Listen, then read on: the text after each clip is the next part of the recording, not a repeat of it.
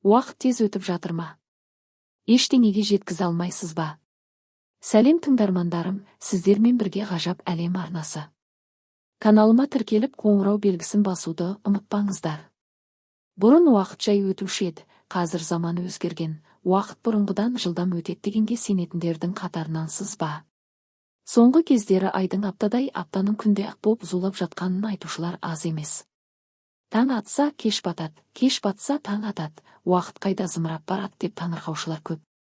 Біреулер бүгінгі 24 сағат кешегі 18 сағатқа тең дейтін дәлелсіз дәйекті алға тартады. Енді бірі дін тұрғысынан қарап, қияметтің жақындауымен байланыстырып әлек. Қалай дегенде де, әр тәуліктің 24 сағаттан тұратыны, әркімнің сағаты теңдей 12 бөлікке бөлінгені ақиқат. Бәріміздің уақытымыз осы есеппен саналуда. Жер бетіндегі тіршілік иелері үшін физикалық тұрғыда уақыт бірдей өтеді. Ал уақыт бұрынғыдан жылдам сырғитындай көрінсе, бұған тек қабылдаудың өзгеруі себеп. Адамның уақытты қабылдауы жас қосқан сайын өзгереді. Жыл, апта, күн тағы басқа өлшемдер әр жаста әр түрлі қабылданады. Мәселен, 5 жасар бала үшін 1 жыл өте көп уақыт. Өйткені ол осыған дейінгі өмірінің 5 жыл 20%-ын құрайды. Ал 50 жастағы адам үшін 1 жыл түк емес. Өйткені бұл оның өміріндегі уақыттың 2% ғана. Бүгінгі қажеттіліктеріміз бұрынғыдан әлде қайда көп. Баспана, тұрмыстық техника, әдемі жиһаз, сәнді киім, дәмді ас, қымбат көлік, соңғы үлгідегі смартфон.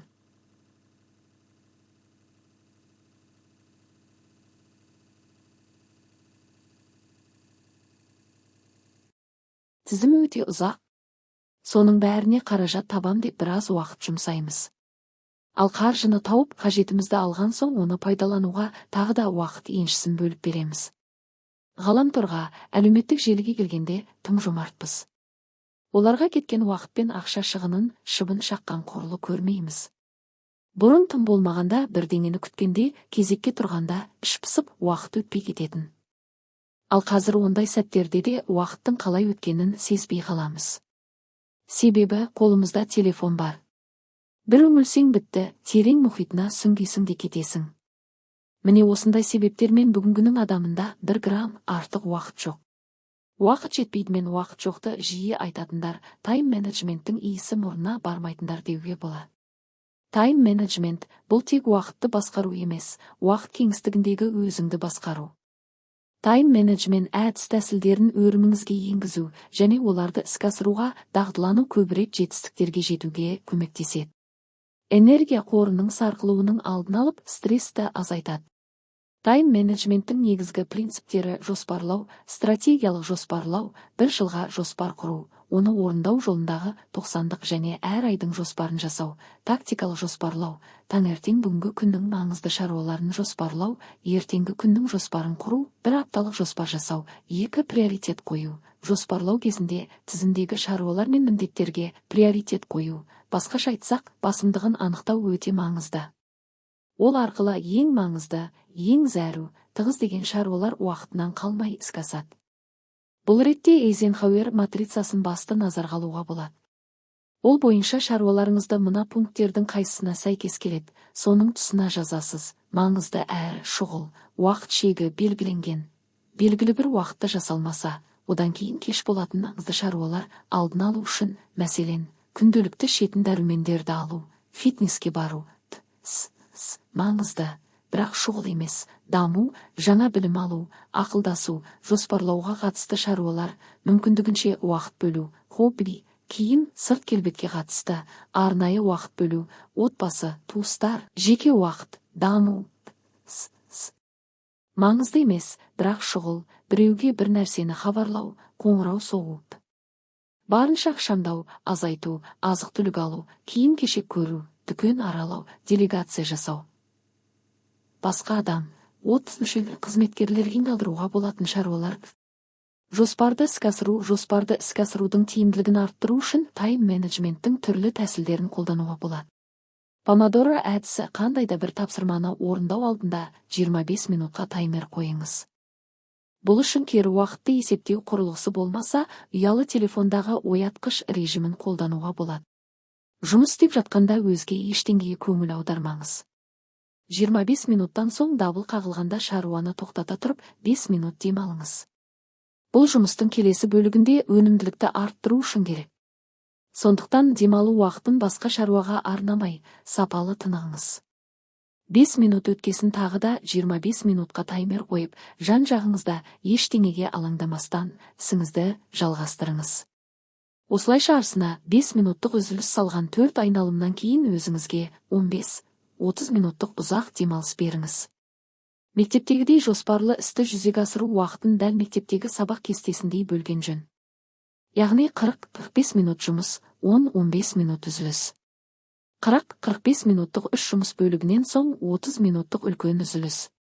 Ең маңызды тапсырмаларды тізімнің бас жағына, яғни бірінші, екінші, үшінші сабаққа қойыңыз. Сонда барлық маңызды нәрселерді күннің басында күш-қуатыңыз толы кезде орындап тастайсыз. Швейцар ірімшігі техникасы алдыңызда ауқымды істі атқару міндеті тұрса, оны бастауға қорқып, қашқақтап жүретініміз бар. Мәселен, кеңседе архив құжаттарын реттеу. Қол бармай тұр деп уақытты өткізбей, әйтеуір бір жерлерінен бастап үзіп-жұлып істей беріңіз. Мәселен, өзіңізге қызық болған немесе оңай көрінген кез келген бумадан бастаңыз. Кеуек ірімшіктің әр жеріндегі саңлаулар секілді, ауқымды шаруада да тесіктер пайда бола бастайды. Сізде бірнеше бума құжат реттеліп қойды. Мүмкін бұл барлық құжаттың жартысы шығар. Ендеше жарты іс бітті деген сөз. Қалған екінші жартысына құлшына кірісуге бұл да бір мотивация. 4.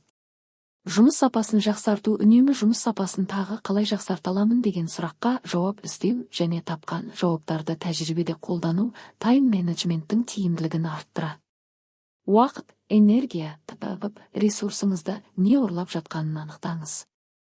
Күнделікті тамақтану уақытын негізсіз созып жүрген жоқсыз ба? Бос әңгімемен қанша уақытыңыз кетуде? Әлеуметтік желіге қанша сағат жұмсайсыз? Өзіңіздің емес, өзгенің шаруасын атқарып, уақытыңызды текке сарп етіп жатқан жоқсыз ба? Осындай пайдасыз әрі тиімсіз істерді қысқартып, пайдалы нәрсеге жұмсау жолдарын қарастырыңыз. Әр адамның жұмыс өнімділігі тәуліктің 4-5 сағатында ғана жоғары болады. Бұл сағаттар ішкі биоритмге, өмір салтына, отбасылық жағдайларына байланысты тәуліктің әр бөлігінде болып келеді. Біреуге түнде, біреуге кешкі түстен кейін дегендей.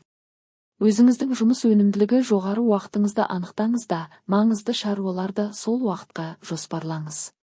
Бір мезетте бірнеше міндет арқалаудан аулақ болыңыз. Осылайша бірнеше істі қатар тындыруыңыз мүмкін, бірақ сапаны төмендетіп аласыз.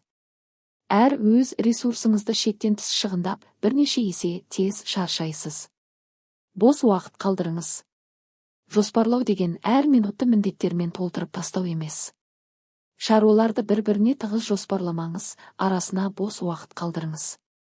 Мәселе сіз ойлағаннан күрделі болып, көбірек уақыт кетуі мүмкін немесе күтпеген жағдайлар орын алады. Сондайда қажетке жаратып жіберетін басы артық жарты не бірер сағатыңыз болсын. Есіңізде болсын, тайм-менеджмент әр қадамы сызылып қойған дайын схема емес, жеке дағды. Әр түрлі техникалармен тәжірибе жасай жүріп, өзіңізге тиімдісін таңдаңыз. Ең бастысы, таңдаған әдістерді үнемі және ретті қолдану. Тайм-менеджмент тек жоспар құру, кесте сызу, уақытты ғана басқару ғылымы емес. Ол арқылы өз энергияңыз бен басымдықтарыңызды, өміріңізді тиімді басқара аласыз.